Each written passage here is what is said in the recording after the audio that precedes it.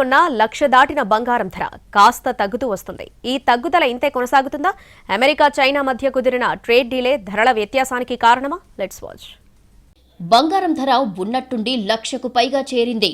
వామ్మో ఏంటి ధరలు అనుకునే లోపే 95,000కు వచ్చింది. కానీ అంతకు తగ్గడం మాత్రం కష్టమే అనిపిస్తుంది. ధరలు పెరగడంతో కొనాలా వద్దా అని జనాలు ఆలోచిస్తుంటే ప్రస్తుతం ధరలు తగ్గుతూ వస్తున్నాయి. అమెరికా అధ్యక్షుడు ట్రంప్ బాధ్యతలు చేపట్టిన తర్వాత టారిఫ్ల విషయంలో తీసుకున్న నిర్ణయం బంగారం ధరలను ప్రభావితం చేసింది.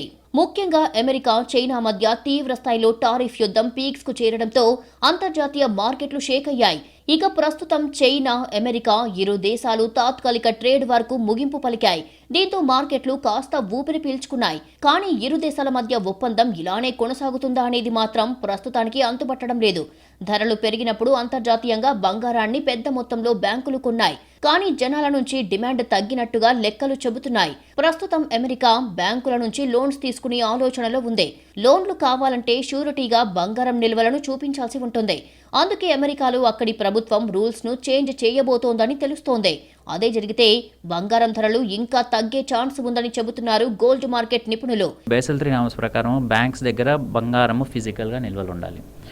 ప్రస్తుతానికైతే కనుక డిజిటల్ దాని మీద చేసేస్తున్నారు. కాకపోతే ఈ ఇంప్లిమెంట్ అయితే కనుక మనకి ఫిజికల్ గోల్డ్ మీద బ్యాంకులు చాలా ఎంఫసైజ్ చేస్తాయి.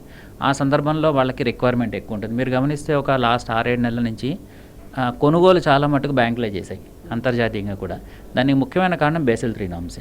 కాబట్టి అది ఇంప్లిమెంట్ చేస్తే దాని పరిణామం వేరేలా ఉంటుంది. ఇంప్లిమెంట్ చేస్తుందా లేదా అన్నదంతా యుఎస్ వాళ్ళు యాక్సెప్ట్ చేస్తారా లేదా, ఎందుకంటే రికమెండ్ చేసిందే వాళ్ళు, కాబట్టి వాళ్ళు యాక్సెప్ట్ చేస్తారా లేదా అనేది ఒక $1 మిలియన్ క్వశ్చన్ కింద ఇప్పుడు ఆగిపోయింది. ఇండియాలో బంగారం అంటే ఓ ఎమోషన్. ఏ శుభకార్యం జరిగినా ఎంతో కొంత బంగారం తప్పనిసరిగా కొనాల్సిందే.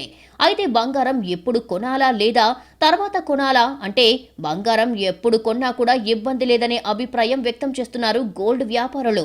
బంగారం ధరలు ఎప్పుడు పెరుగుతాయో ఎప్పుడు తగ్గుతాయో చెప్పలేం.